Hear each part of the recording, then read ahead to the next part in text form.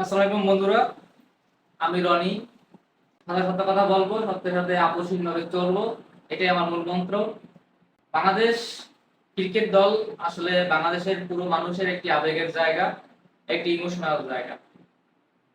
সেই ইমোশন নিয়ে কিছু ক্রিকেট ম্যানেজমেন্ট আছেন যারা এই ইমোশনটাকে নিয়ে খেলা করতেছেন, দিনের পর দিন কাটাছেড়া করতেছেন।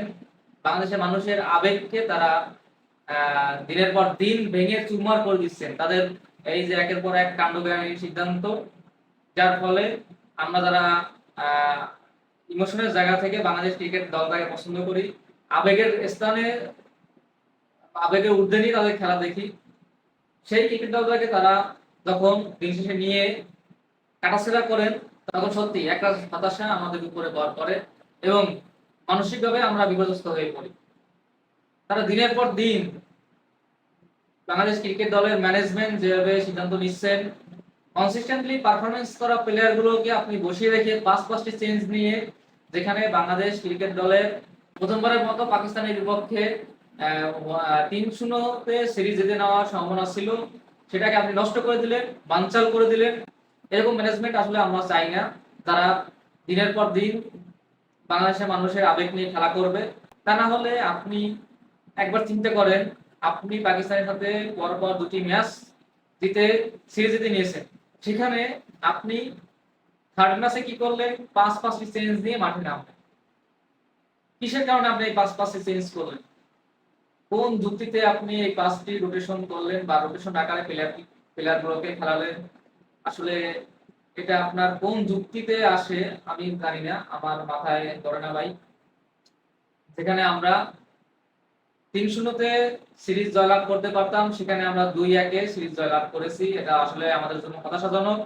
আমরা জানি বাংলাদেশের ওপেনিং এ একটি বড় সমস্যা ছিল, কিন্তু তানজিদ হাসান তামিম এবং পারভেজ হোসেন ইমনের মাধ্যমে আমরা সেই দুটির যে সমস্যা সেটি অনেকাংশে সলভ করতে পেরেছিলাম। কিন্তু এই যে বাংলাদেশ ক্রিকেট দলের ম্যানেজমেন্ট, তাদের কাণ্ডজ্ঞানহীন সিদ্ধান্ত, যার কারণে দেখা গেছে এক ম্যাচে আমরা পারভেজ হোসেন ইমন এবং তানজিদ হাসান তামিমকে ওপেনিং এ পেলেও পরের ম্যাচে দেখা গেছে কোনো অনির্দিষ্ট কারণে একজন না একজনকে বসিয়ে দেওয়া হচ্ছে। কারণ আপনি যারা পারফরমেন্স করতেছে তাদেরকে পর্যাপ্ত পরিমাণ খেলার সুযোগ দিচ্ছেন না, অথচ যারা পারফরমেন্সের ভিতরে নেই তাদেরকে আপনি দিনের পর দিন সুযোগ দিচ্ছেন। তাতে করে হচ্ছে কি, তারা যারা পারফরমেন্স করতেছে তাদের মেন্টালি প্রেশার পড়তেছে, মেন্টালি তাদের মেন্টালিটি খারাপ হয়ে যাচ্ছে, যার কারণে তারাও পারফরমেন্স করতে পারতেছে না। এখানে আমি মনে করি এখনই সময় বাংলাদেশ ম্যানেজমেন্টকে অবশ্যই চেঞ্জ করা উচিত। এইরকম বাজে কাণ্ডজ্ঞানহীন ম্যানেজমেন্ট থাকলে বাংলাদেশ ক্রিকেট কখনোই আগাবে না। তো আপনারা, আমি আশা করব সবাই যার যার অবস্থান থেকে প্রতিবাদ করবেন এবং প্রতিবাদ হলে আশা করি ভালো ফলাফল আসবে। এবং এই যে কাণ্ডজ্ঞানহীন ম্যানেজমেন্ট, অজ্ঞ ম্যানেজমেন্ট, সেটা পরিবর্তন হলে বাংলাদেশ ক্রিকেটে জয়ের সুবাতাস যেভাবে আসবে আমি মনে করি, এবং প্লেয়ারদের মেন্টালিটিও ভালো থাকবে।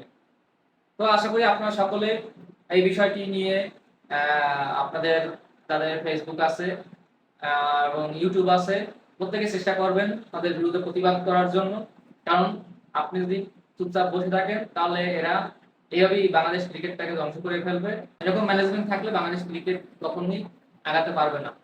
এরকম বাজে অজ্ঞ ম্যানেজমেন্ট বাংলাদেশ ক্রিকেট বোর্ড ছাড়া অন্য কোনো বোর্ডে আছে কিনা এটা আসলে ভাববার বিষয়। এরকম ম্যানেজমেন্ট আপনি কোনো ক্রিকেট বোর্ডে দেখবেন না এদের মতো।